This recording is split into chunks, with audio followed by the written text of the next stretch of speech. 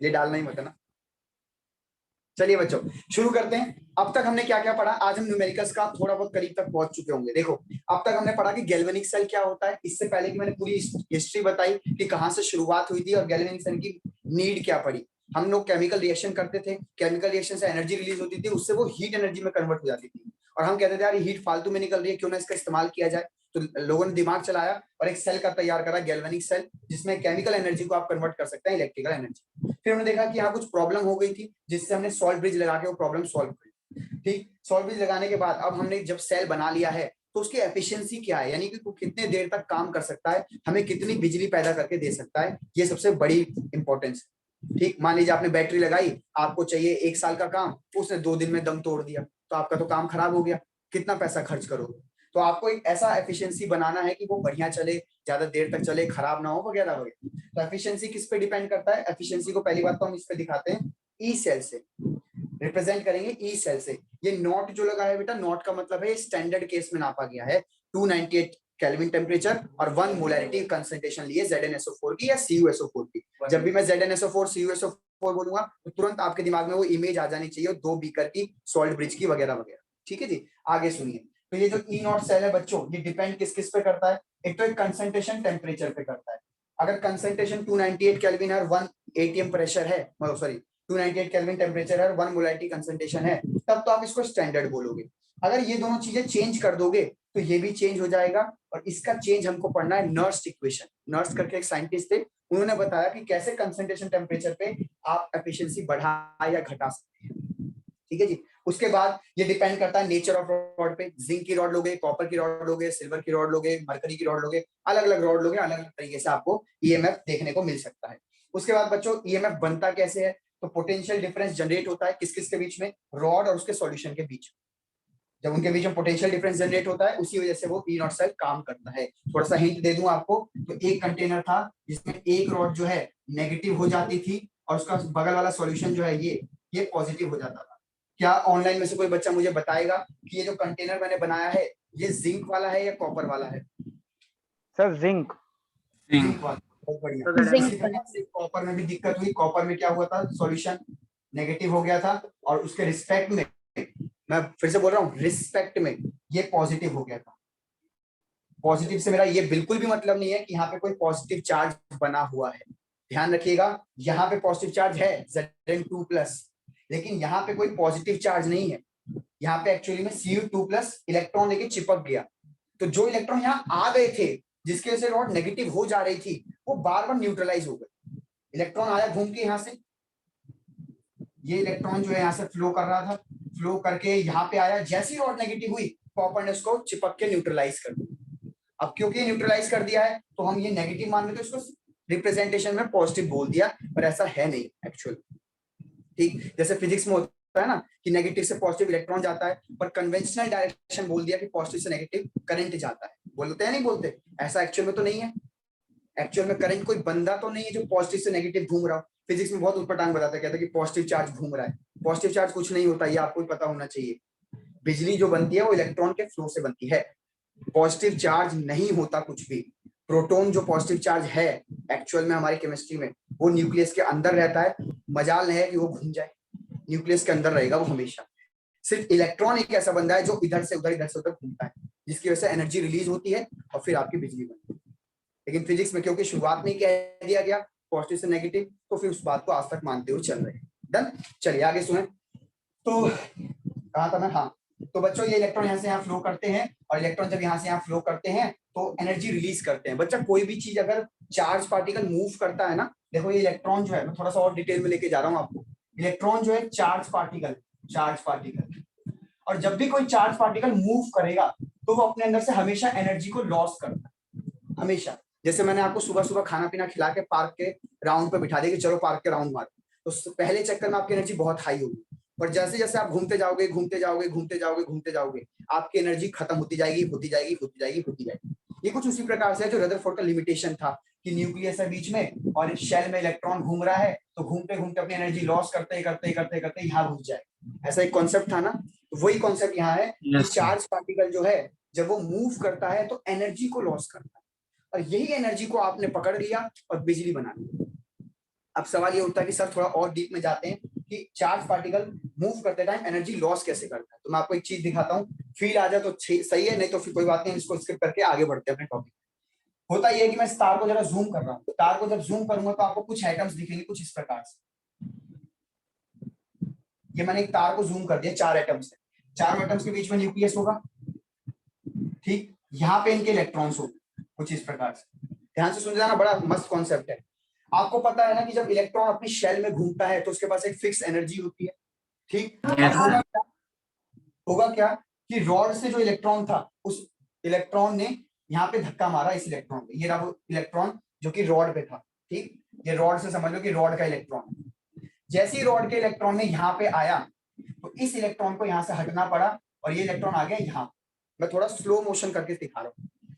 जब ये इलेक्ट्रॉन यहाँ आ जाएगा बच्चों तो न्यूक्लियस से तो दूर हो गया तो इसकी पोटेंशियल एनर्जी बढ़ जाएगी। ये हमने डिस्कस कर रखा है कि इलेक्ट्रॉन जब न्यूक्लियस से दूर होता है तो इसकी पोटेंशियल एनर्जी बढ़ जाती है। और ये इलेक्ट्रॉन आ चुका है यहाँ पे, तो मैं ड्रॉ कर देता हूँ और इसको यहाँ से खत्म कर देता हूँ, ठीक है। अब ये हवा में है थोड़ी देर के लिए, अब क्या होगा, ये आएगा यहाँ पे। जब ये यहाँ पे आएगा बच्चों तो एक तो इसको बाहर निकलना पड़ेगा, निकल गया बाहर, और ये आया यहाँ पे। अब ध्यान से मेरी बात को सुनना, जब इलेक्ट्रॉन किसी सेल में ऐड करते हैं तो एक एनर्जी रिलीज होती है, इलेक्ट्रॉन गेन एंथैल्पी उसको बोलते हैं। अगर आपको याद, इलेक्ट्रॉन गेन एंथैल्पी नाम का एक टर्म था कि जब इलेक्ट्रॉन ऐड हुआ तो कुछ एनर्जी रिलीज होगी। क्यों रिलीज होती है बच्चों, क्योंकि इस टाइम पे इसकी एनर्जी ज्यादा है और शेल में रहने के लिए इसको एनर्जी कम चाहिए, क्योंकि शेल की एक फिक्स एनर्जी होती है और ये इस टाइम पे ज्यादा एनर्जी में, तो ये इस टाइम है हाई एनर्जी में, हाई एनर्जी। और यहाँ जब ये शेल में आ जाएगा यहाँ पे तो इसकी एनर्जी हो जाएगी लो। अब हाई से लो यानी कि कुछ एनर्जी इसको रिलीज करनी पड़ेगी कुछ इस प्रकार से। तो इस तरीके से इलेक्ट्रॉन जब भी यहाँ से यहाँ जंप करता है तो कुछ कुछ एनर्जी निकालता हुआ जाएगा। वही एनर्जी जो है वो ये, उसी से बिजली बनती है। ये फिर यहाँ से एक इलेक्ट्रॉन आ रहा है उसकी भी कुछ एनर्जी होगी। हाँ वो भी तो वो भी रिलीज करेगा, ये भी एनर्जी रिलीज तो ये बराबरी देगी। कहाँ भैया ये देख लेते कुछ भी तो हाँ वो भी तो एनर्जी देगा, एनर्जी तो क्यों बराबर देगा? हाँ हाँ हाँ तो ये बराबर रहेगी ना फिर तो एनर्जी। कौन सी बराबर रही? एक इलेक्ट्रॉन की मतलब ये लास्ट वाला जो इलेक्ट्रॉन है वो आगे जाएगा। आप ये मत समझो कि इलेक्ट्रॉन की 50 जूल एनर्जी है वो खर्च हो गई, नहीं नहीं, मैं ये कह रहा हूँ इलेक्ट्रॉन यहाँ घुसा, जैसे इलेक्ट्रॉन यहाँ से यहाँ शिफ्ट करेगा, जब यहाँ से यहाँ शिफ्ट करेगा तो एक स्टेट ये वाली आएगी, स्टेट मतलब एक सिचुएशन ऐसी वाली आएगी। इस सिचुएशन में उसकी एनर्जी हो जाएगी ज्यादा, जब वो यहाँ घुसेगा तो एनर्जी करनी पड़ेगी उसको कम, तो कुछ रिलीज कर देगा, फिर यहाँ आ गया, फिर जब यहाँ से आएगा फिर एनर्जी बढ़ गई, फिर वापस घुसेगा तो फिर रिलीज कर देगा। तो यहाँ से जब जंप कर रहा है शेल टू शेल, इलेक्ट्रॉन जब यहाँ से शेल टू शेल जंप कर रहा है तो यहाँ पे उसको एनर्जी ज्यादा हो जाती है, जब वापस जाता है तो एनर्जी को छोड़ देता है। मैं अपनी शेल में था, मैं इलेक्ट्रॉन अपनी शेल में 40 जूल की एनर्जी थी मेरे पास, ठीक है, घूम रहा हूँ, मुझे धक्का मिला, रिपल्शन मिला, मैं शेल से निकल गया बाहर। जैसे ही शेल से बाहर निकला मेरी 40 नहीं, अब मेरी 50 जूल एनर्जी है, 50 जूल। अब मुझे वापस शेल में जाना है, हवा में थोड़ी रहूंगा भाई, रहूंगा तो शेल में ही। इस शेल से निकला 50 जूल हो गई, वापस शेल में घुसूंगा तो 40 जूल के साथ ही घुसूंगा, तो बची हुई 10 जूल का क्या करूं, फेंक देता हूं, ठीक। अब आगे दूसरे एटम में, अब फिर से मुझे रिपल्शन मिलेगा, फिर मैं उड़ा, फिर मैंने 50 जूल कर ली, फिर मैं तीसरे एटम में घुस गया, तो हर बार मैं 10-10 जूल को फेंक रहा हूं। अब जब एक इलेक्ट्रॉन हर बार 10-10 जूल को फेंक रहा है तो यहाँ जितने इलेक्ट्रॉन होंगे सब सेम काम करेंगे, और उस तरीके से वो जो एनर्जी का भंडार खड़ा हो गया है उससे बल्ब जलेगा, पंखा चलेगा, सब चलेगा। बट जो इलेक्ट्रॉन बाहर आ रहा है वो उसकी एनर्जी बढ़ रही है। हाँ, उसे भी तो कहीं से एनर्जी मिल रही है, उससे बढ़ती है, बढ़ रही, उसकी एनर्जी इसलिए बढ़ जाती है क्योंकि न्यूक्लियस से दूर चला है, जब तक न्यूक्लियस के, ठीक है। चलिए बच्चों, तो उम्मीद करता हूँ आपको थोड़ा समझ आया कि बिजली एक्चुअल में बनती कैसे है, ये एनर्जी लॉस का फिनोमेना है क्या, ठीक। ये फिजिक्स में आपको बहुत काम आएगा, फिजिक्स में लोग डायरेक्ट आपको समझा देते हैं, रट्टा मरवा देते हैं, ठीक। देखिए ध्यान से सुनिए, तो ये जो ई नॉट सेल है इसी को फिजिक्स में कहते हैं वोल्टेज, ठीक, जिसको फॉर्मूला होता है वर्क डन अपॉन चार्ज। उम्मीद करता हूं आपने work done upon charge formula कहीं ना कहीं सुना होगा, और वर्क डन को ही एनर्जी भी बोलते हैं, ठीक है जी। तो एनर्जी कौन सा है, ये जो भी लिखा था ना एनर्जी लॉस, ये वही एनर्जी है बच्चों। और क्यू क्या है, चार्ज, आपको पता ही होगा चार्ज। तो एक कूलम चार्ज जितनी एनर्जी रिलीज करता है उसी को हम बोलते हैं उसका पोटेंशियल डिफरेंस फिजिक्स में, और उसी को यहाँ केमिस्ट्री में बोलते हैं ई नॉट सेल, वही वोल्टेज। स्लाइटली डिफरेंस है ईएमएफ और पोटेंशियल डिफरेंस में, छोटा सा डिफरेंस है, वो आपको फिजिक्स वाले बताएं तो ज्यादा अच्छा रहेगा, मैं बताऊंगा तो ज्यादा डीप में चला जाएगा मामला। ठीक, तो ईएमएफ और पोटेंशियल डिफरेंस हम नापते हैं ईएमएफ केमिस्ट्री में, फिजिक्स वाले नापते हैं पोटेंशियल डिफरेंस। थोड़ा सा डिफरेंस है, फिजिक्स जब पढ़ेगा तब समझ आ जाएगा, सेकंड चैप्टर में आएगा ये शायद, सेकंड और थर्ड दोनों। सेकंड में कैपेसिटर है ना वगैरह वगैरह, उसमें आ जाएगी अगर पढ़ाना है। सेकंड में खत्म भी हो गया। सेकंड में कैपेसिटर था, बैटरी था, तो बैटरी का कुछ नहीं बोला। बैटरी का सिर्फ ये बताइए कि उसका वो पोटेंशियल डिफरेंस रखने के लिए काम आती है बस, बाकी करंट कोई माफ कर। चलिए जी, तो अब हम बढ़ते हैं बच्चों आगे। अब मैंने आपको लास्ट क्लास ये बता दिया था कि जैसे मान लीजिए यहाँ पे जिंक का कंटेनर है बच्चों, ये जिंक वाला कंटेनर है, यहाँ पे लिख देते हैं जिंक फटाफट, और यहाँ पे कॉपर है, ये कॉपर का है, कॉपर का सॉल्यूशन हो गया, ये जिंक का सॉल्यूशन हो गया, और ये हमारा सॉल्ट ब्रिज हो गया। फटाफट जल्दी जल्दी बना लेते हैं ना। अब यहाँ से आपका बल्ब हो गया। अब इसका जो ई सेल है, ध्यान सुनिएगा, ईएमएफ जो सेल का निकालना है वो निकालना है कैसे, यहाँ पे जो पोटेंशियल डिफरेंस जनरेट हुआ, यानी कि ई एनोड बोलते थे, कैथोड बोलते थे, एनोड प्लस यहाँ पे जो पोटेंशियल डिफरेंस जनरेट हुआ कैथोड। यहां तक मैंने आपको ले आ चुका था पहले भी लास्ट क्लास में। डन। अब इसकी कुछ वैल्यू देगा, इसकी कुछ वैल्यू देगा, आपको बस जोड़ देना है, बस खत्म। जैसे इसकी वैल्यू दे देगा 0.25, इसकी वैल्यू दे दी उसने 0.75, आप जोड़ दीजिए 1 वोल्ट आंसर आ गया। तो कभी भी बैटरी पे लिखा हुआ है 1 वोल्ट, 20 वोल्ट, 25 वोल्ट की बैटरी है, 6 वोल्ट की बैटरी है, समझ जाना वो जो 6 वोल्ट आया होगा वो ऐसे ही जोड़ के आया। ठीक, यहां तक लास्ट क्लास हो गया था डिस्कशन। अब आगे चलते हैं। अब ये जो वैल्यू है 0.25 वोल्ट या 0.75 वोल्ट, ये कैसे आई है, मैं इसके डीप में आपको लेके जा रहा हूं। ठीक, ध्यान से सुनिएगा। सर कुछ नया नहीं पढ़ाया ना अभी आपने? अभी तक कुछ नया नहीं पढ़ाया बेटा। क्या करें, चैप्टर कुछ ऐसा है कि हर स्टार्टिंग के 10-15 मिनट हमें रिवीजन करना पड़ेगा, तभी कहानी क्लियर होती जाएगी। अगर मैं बिना रिवीजन के आपको टॉपिक पढ़ाऊं ना इंडिविजुअल, सब भूल जाओगे आप, इसलिए मेरे को हर बार रिवीजन कराना पड़ता है। चलो, और थोड़ा बहुत आप भी करके आए तो टाइम बचेगा हमारा। अगर मुझे 5 बच्चे भी बोल देना सर रिवीजन मत कराओ, हम करके आए पहले से ही, तो मेरा टाइम बच जाएगा बच्चों। पर आप बोलते नहीं हो कभी, आपको तो मजा आता है 20 मिनट वेस्ट करवाने में। चलो इसे मिटा देते हैं, क्या है बहुत जल्दी बताया। चलो आगे देखो। हाँ जी, तो हम लेते हैं बच्चों एक रेफरेंस इलेक्ट्रॉन। अब ये रेफरेंस वाली कहानी क्या है, पहले पूरा टॉपिक खत्म होने देना, तब मुझे टोकना कि सर रेफरेंस का समझ नहीं आया। रेफरेंस इलेक्ट्रॉन, ध्यान से सुनना बच्चों। हम लोग क्या करते हैं, रेफरेंस इलेक्ट्रॉन में एक हाइड्रोजन का इलेक्ट्रोड लेते हैं, हाइड्रोजन का इलेक्ट्रोड, हाइड्रोजन का इलेक्ट्रोड। ठीक, अब ध्यान से सुनिएगा, यहाँ पे जो जिंक है, ये जिंक हो गया बच्चों, जिंक की रॉड जो कि नेगेटिव हो गई थी, और सर उसका सॉल्यूशन जो है वो पॉजिटिव हो गया। ध्यान से बच्चों सुनना, कोई बताएगा नहीं आपको इतनी डिटेल, आराम से सुनना। जिंक की रॉड नेगेटिव हो गई थी और उसका सॉल्यूशन पॉजिटिव हो गया था। यहाँ पे पोटेंशियल डिफरेंस जनरेट हो गया, बोलो हाँ या ना। ये कितना जनरेट हुआ है, 1 वोल्ट, 2 वोल्ट, 3 वोल्ट, इससे हमें मतलब नहीं है। इससे हमें क्यों मतलब नहीं है, ये कुछ उसी प्रकार से है कि अगर आप सारी चीजें भूल जाओ, मैं आपको कहता हूं अंबानी पे 50 करोड़ रुपए है, इससे आप जब तक आप बोल नहीं सकते कुछ कि वो अमीर है गरीब, जब तक मैं बगल वाले की आपको सैलरी ना बताऊं। मैं कहता हूं कि जी ये अंबानी है, ध्यान सुनना बच्चों, बहुत अच्छा फैक्ट है, अंबानी है और लेट से ये आपके राम है। ठीक, मैंने कहा जी अंबानी का 50 करोड़ रुपए इसका सैलरी है। ठीक, अब अंबानी अमीर है या गरीब है, ये आप जब तक नहीं बता सकते जब तक उसके अगल बगल वाले लोगों का आप सैलरी ना पता करें। अगर मैंने इसका कह दिया कि भैया ये सिर्फ 10,000 रुपए कमाता है, तो ये अमीर हो गया। इससे पहले तो आप नहीं बोले ये अमीर है, लोग छुपा लिया। अब आप बोल सकते हो अमीर है गरीब है, नहीं ना। तो 10,000 जब मैंने बताया तब आपने कहा भाई अंबानी अमीर है। आपको अभी भी अंबानी अमीर लगता है, क्यों? क्योंकि आपको पता है कि आपके आसपास के बंदों की सैलरी जो है वो अंबानी को टच भी नहीं कर। लेकिन अगर मैं कहूं कि आसपास के लोगों की सैलरी अपने दिमाग से निकाल दो कि आपके पापा कितने कमाते हैं, आपके चाचा कितने कमाते हैं, और अंबानी की मैंने आपको बता दिया 50 करोड़, आप कभी नहीं बता पाओगे कि अंबानी अमीर है या गरीब। अमीर गरीब कंपैरिजन में होता है हमेशा, ठीक, हमेशा कंपैरिजन में निकलता है। ठीक इसी प्रकार से ये जिंक अपने सॉल्यूशन के साथ पोटेंशियल डिफरेंस बना रहा है, पर ये कितना बना रहा है इससे हमें मतलब नहीं है जब तक हम इसके कंपेयर में कुछ ना बताएं। समझ गए कि नहीं समझे? तो कंपैरिजन में जब बताया जाएगा तब इसकी इंपॉर्टेंस है बच्चों। तो आपको कंपैरिजन निकालना है। अब कैसे कंपैरिजन निकालोगे, हमें एक स्टैंडर्ड लेना पड़ेगा। जैसे मान लीजिए कि मुझे 3 लोगों 4-5 लोगों का देखो ध्यान से सुनना, इसको समझाने से पहले थोड़ा एक सैलरी वाला हिसाब किताब ले लेते हैं तब समझ आए। ठीक, एक श्याम है, एक राधा है, राधा मत, कुछ और ले लो, नाम बताओ, आशीष ले लो, आशीष। ठीक, एक हमारा संगम ले लो, संगम।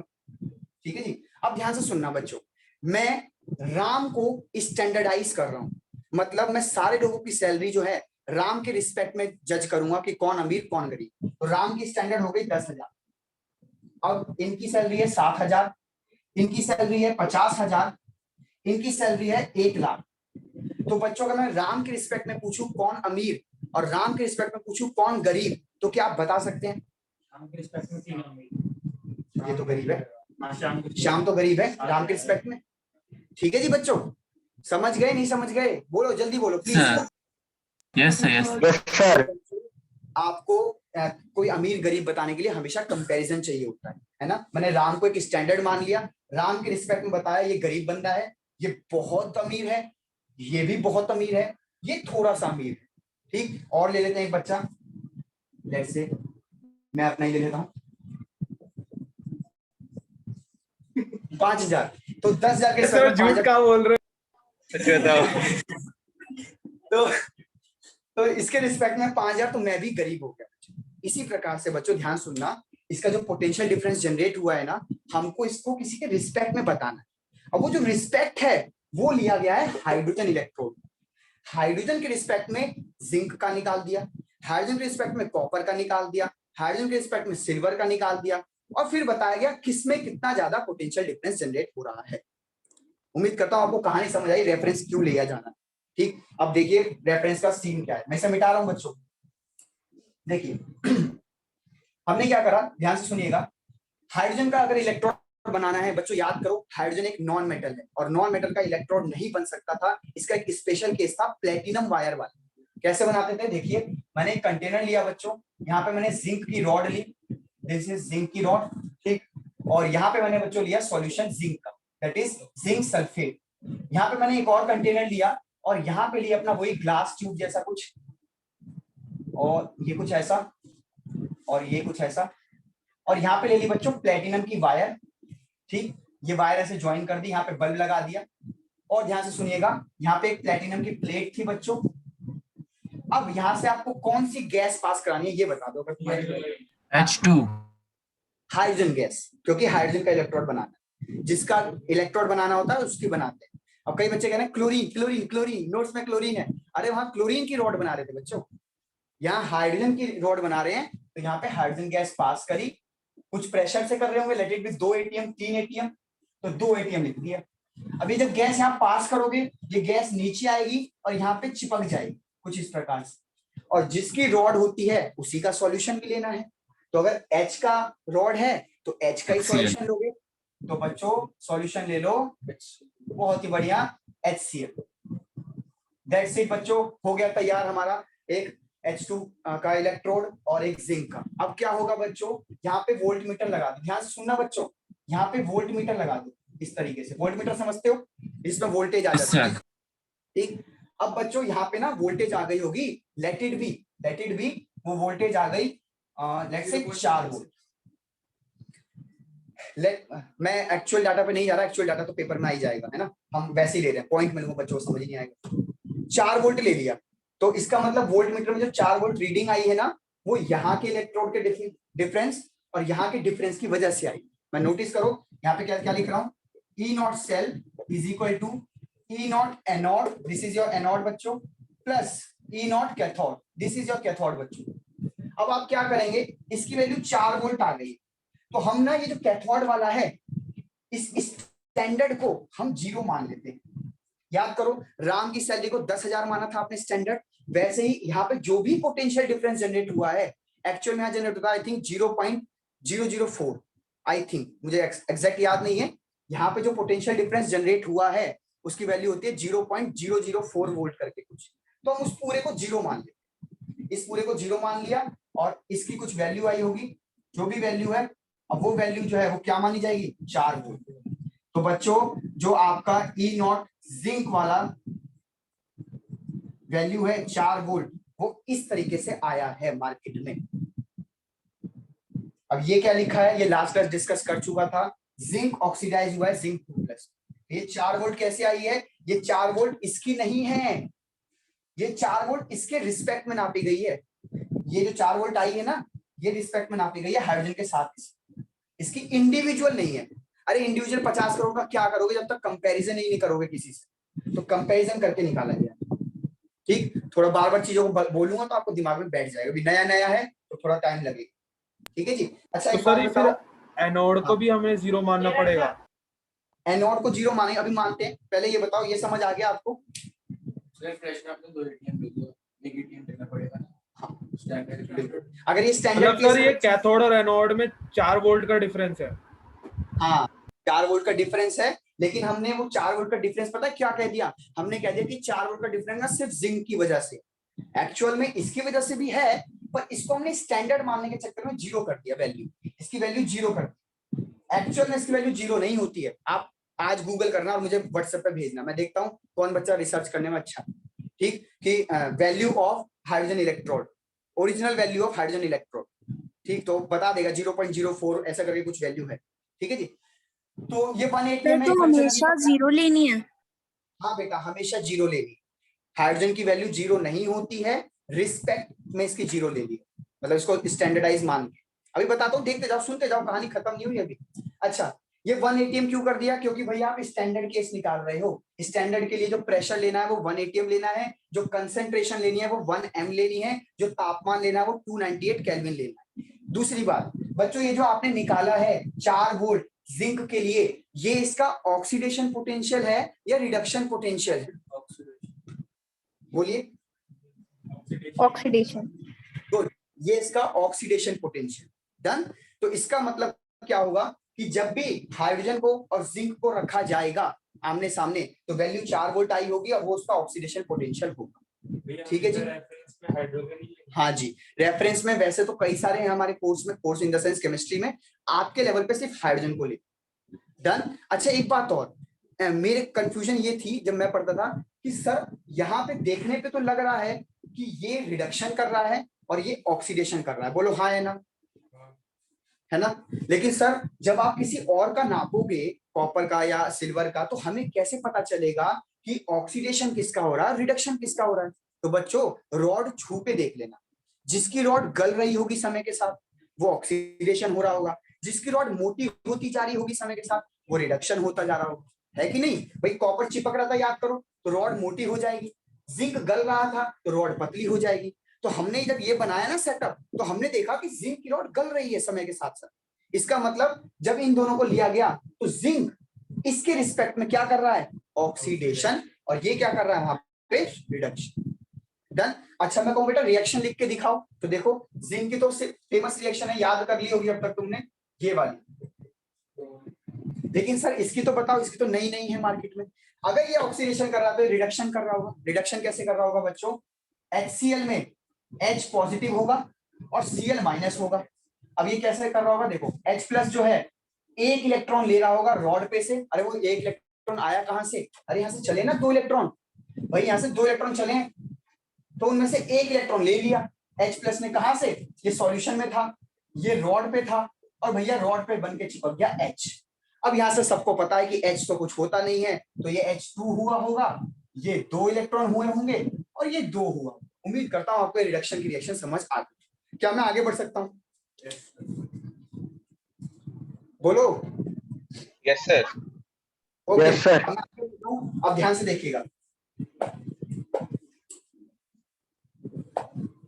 अब बच्चों मैंने हाइड्रोजन के रिस्पेक्ट में एक और निकाला कॉपर का, ठीक, तो जरा ध्यान से देखना।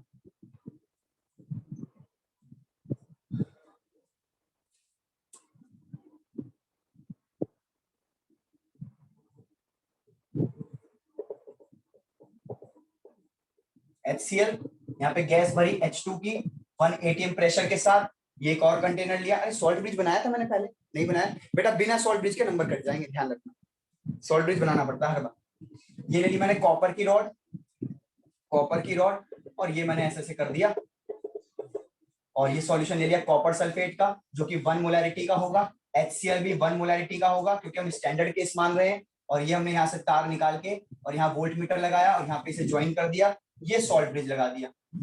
ठीक, अब सवाल ये होता है कि सर इस बार आपने इसको राइट में लेफ्ट में बना दिया, पिछली बार आपने इसको यहाँ बना दिया था। तो बच्चों ये प्रैक्टिकल हो चुका है, पहले हमने इसको करके देखा था। तो हमने देखा कि कॉपर की वायर मोटी हो रही है समय के साथ। तो अगर कॉपर की वायर मोटी हो रही है समय के साथ तो मतलब कॉपर रिडक्शन कर रहा होगा, तभी तो बार बार चिपक के मोटी कर रहा है अपने आप को। इसका मतलब ये उसके रिस्पेक्ट में क्या कर रहा है, ऑक्सीडेशन। तो इस प्रकार से जब भी हमने हाइड्रोजन के साथ कोई सेटअप करा तो हमने रॉड की थिकनेस को नाप लिया। अगर रॉड की थिकनेस मोटी हो रही थी तो हमने कह दिया कि भैया हाइड्रोजन के रिस्पेक्ट में वो रिडक्शन कर रहा है, और अगर रॉड की थिकनेस कम हो रही है समय के साथ तो हमने कह दिया कि हाइड्रोजन के रिस्पेक्ट में वो ऑक्सीडेशन कर रहा है। तो इस प्रकार से ये जो रेफरेंस इलेक्ट्रोड आपने लिया है शी को, शी मतलब स्टैंडर्ड हाइड्रोजन इलेक्ट्रोड, ये बच्चों कभी ऑक्सीडेशन करता है कभी रिडक्शन करता है, डिपेंड करता है कि आप निकाल किसका रहे। आपने जिंक का निकाला तो बच्चों जिंक के रिस्पेक्ट में ये रिडक्शन कर रहा था, पर अभी जब आप कॉपर का निकाल रहे थे तो कॉपर के रिस्पेक्ट में ये ऑक्सीडेशन कर रहा है। तो इसीलिए मैंने कहा ना कि आपने स्टैंडर्ड मान लिया हाइड्रोजन को, हाइड्रोजन के रिस्पेक्ट में निकालते गए। कुछ लोग ऑक्सीडेशन कर रहे थे, कुछ लोग रिडक्शन कर रहे थे, कुछ लोग अमीर थे, कुछ लोग गरीब थे, ऐसे समझ। हाइड्रोजन को समझो आप राम के ऊपर लोग ऑक्सीडेशन जो है वो अमीर है, ऐसे समझ लो। ऑक्सीडेशन वाले लोग अमीर हैं, गरीब रिडक्शन वाले। तो जो अमीर थे कुछ गरीब भी थे, वैसे ही हाइड्रोजन के रिस्पेक्ट में कुछ लोग ऑक्सीडेशन कर रहे थे, कुछ लोग रिडक्शन कर रहे थे। ठीक है जी। तो अब जरा इसका और ज्यादा इसका डाटा देखते हैं क्या क्या है। मैं कहूँ कि कॉपर की रिएक्शन लिख के दिखाओ, तो ऑब्वियसली कॉपर रिडक्शन कर रहा है तो आप ये वाली लिखोगे रिएक्शन। ये कहां पे था, सॉल्यूशन के अंदर, ये कहां पे था, रॉड पे था, और ये कहां चिपक गया, रॉड पे। बच्चों ये जो मैंने लिखा है ना, ये आपके यूजफुलनेस के लिए लिखा है, पेपर में नहीं लिखना होता ये सब। आप कभी पेपर में भी ये लिख कर आ जाओ, ये इसलिए लिखा है कि बच्चे को फील आए ये सब आ कहां से रहा है मामला। ठीक है जी। अब यहाँ देखो, यहाँ ऑक्सीडेशन हुआ है तो कैसे लिखोगे ऑक्सीडेशन को, तो बच्चों ऐसे लिखना H2 गैस जो कि कहां पे थी, रॉड पे। रॉड तो नहीं कह सकते इसको, प्लेट कह सकते हैं बेसिकली, प्लेटिनम की प्लेट, प्लेटिनम की प्लेट पे थी। वो सॉल्यूशन के अंदर उतर गई। कैसे उतर गई, 2H+ बन के, और 2 इलेक्ट्रॉन उसने कहा छोड़ दिए, प्लेट पे छोड़ दिए, और ये कहां उतर गया, सॉल्यूशन के अंदर। ये कुछ उसी प्रकार से है, जिंक था रॉड पे, जिंक उतर गया था सॉल्यूशन में, और 2 इलेक्ट्रॉन छोड़ दिए थे उसने रॉड पे। तो आप कंपैरिजन कर लो, आपको समझ आ जाएगा। सेम चीज है बच्चों, रॉड की जगह प्लेट लिख दिया बस मैंने। तो उम्मीद करता हूं आपको समझ आ गया कि रेफरेंस इलेक्ट्रोड क्या है, और उसके रिस्पेक्ट में ऑक्सीडेशन करते हैं कई लोग रिडक्शन करते हैं। हमें कैसे पता चलेगा सर, हम छू के तो अब देख नहीं रहे, तो बच्चों डाटा देखकर पता चलेगा। अब वो डाटा क्या है अभी उस पर थोड़ी देर में हम आते हैं। हाल फिलहाल इसका जरा करके देखते हैं चीजों को। मैं इसे मिटा रहा हूँ बच्चों, इसको मिटा रहा हूँ, या चलो इसको नहीं मिटा रहे। हाँ देखते हैं, मैंने निकाला E0 सेल। ध्यान सुनना, E0 सेल, E0 सेल कैसे निकलेगा सर, निकलेगा E0 एनोड का प्लस E0 कैथोड का। बच्चों अपने दिमाग का इस्तेमाल करो और मुझे बताओ इन दोनों में से कौन सी वैल्यू को 0 रखना है इस बार। Sir E0 anode. Anode sir, क्योंकि बच्चों इस बार एनोड स्टैंडर्ड वाला है। ठीक, तो आपने क्या करा, इसको 0 मान लिया। प्लस यहाँ वोल्ट मीटर में रीडिंग पता है कितनी आ गई, वोल्ट मीटर में रीडिंग आ गई 6 volt. Let it be 6 volt आ गई, तो यहाँ 6 वोल्ट आ गया। अब साफ साफ हमें दिख रहा है कि जो 6 वोल्ट है उसके लिए जिम्मेदार कौन आ गया, E0 कैथोड। अब E0 कैथोड को ऐसे भी लिख सकते हैं, E0 Cu2 प्लस Cu, और ये आ गया 6 वोल्ट। आराम से देखो, हजम करो, मुझे बताओ समझ आया कि नहीं। कैथोड को ऐसे भी लिख सकते हैं, Cu2 प्लस Cu बना। फिर से बोल रहा हूं, Cu2 प्लस Cu बना, तो ये रिडक्शन हुआ है। तो बच्चों क्या मैं बोल सकता हूं कि जो वैल्यू आई है ये रिडक्शन पोटेंशियल की आई है, बोलो हाँ या ना। ये जो स्टैंडर्ड वाली की आई है ना, हाँ स्टैंडर्ड वाले की आई है, स्टैंडर्ड वाले की आई है, बिल्कुल आ गई, समझ आ गया। Yes sir. ठीक है। अच्छा, ऑक्सीडेशन वाली क्या आई थी, अगर थोड़ा सा याद हो, अभी अभी ऑक्सीडेशन की निकाल के दिखाई थी आपको, 4 वोल्ट आई थी, हाँ या ना। तो बच्चों ये 4 वोल्ट हाइड्रोजन के रिस्पेक्ट में आई थी, ये भी 6 वोल्ट हाइड्रोजन के रिस्पेक्ट में आई है। अब मैं क्या कर रहा हूं, क्योंकि मेरे पास दोनों की वैल्यूज आ चुकी हैं, मैं एक ऐसा सेल बनाऊंगा जिसमें कॉपर और जिंक होगा और फिर ये वैल्यूज को जोड़ दूंगा। देखो मैं कर रहा हूं, ये रब कर रहा हूं सब कुछ। देखो ये कोई ऐसा केस भी होगा जिसमें 0 ना आए, मैसेज 0 आ रहा है। बेटा इसका 0 है ही नहीं, पहली बार 0.004 है, हमें हर बार 0 मान के चलना। पूछना कोई क्या है नहीं कोई केस नहीं, जब स्टैंडर्ड आपने ले लिया तो उसको हमेशा 0 मान। ठीक, अब आप वही बात करोगे सर राम की सैलरी को 9,999 भी मानना है क्या? नहीं, 10,000 मैंने बोल दिया तो 10,000 मानना सैलरी, तो 0 बोल दिया तो 0 मानना। हाँ जी, अब एक कंटेनर ले लिया बच्चों जिसमें जिंक वाला केस है, वापस से जिंक। एक और कंटेनर ले लिया जिसमें कॉपर वाला केस है, copper sulphate, zinc sulphate, salt bridge, volt meter. ठीक, अब इस वोल्ट मीटर में रीडिंग आएगी कितनी, कैसे पता चलेगा? ध्यान सुनना, यही पेपर में आएगा कि जिंक और कॉपर का कंटेनर बना दिया है, बताओ वोल्ट मीटर में कितनी रीडिंग आएगी। तो आपको ये डाटा दे दिया जाएगा, पहले तो आप ये देख लो formula, E not cathode plus E not anode, या उल्टा लिख दिया, पहले एनोड लिख लो, एनोड प्लस कैथोड। बच्चों एनोड पे है जिंक वाली वैल्यू, यानी कुछ इस तरीके से Zn 2 प्लस Zn प्लस इस पे ऐसे लिखोगे Cu 2 प्लस कॉपर। मुझे देख के बताओ क्या ये Zn होगा सर ना? Zn 2 प्लस होगा ना? Zn Yes, sir, oxidation. Good, इसका मतलब आपको समझ आ रहा है। चलो ये वैल्यू और ये वैल्यू हमने स्टैंडर्ड करके निकाली हुई है, आप देख के मुझे बताओ कौन सी वैल्यू कहाँ रखो। 4 + 6 4 + 6 लो जी, तो ये आ गया आपका 10 वोल्ट की बैटरी। तो 10 वोल्ट की बैटरी में ये 4 और 6 आ तो गया था, लेकिन ये 4 6 निकाला कैसे था वो मैंने आपको थोड़ी देर पहले समझाने की कोशिश करी है। अब सवाल ये उठता है कि सर ये 4 और 6 हमें निकालना पड़ेगा या आपको देगा? तो बच्चों ये आपको वैल्यू मिलेगी, आपको ये वैल्यू मिलेगी 4 और 6 वाली।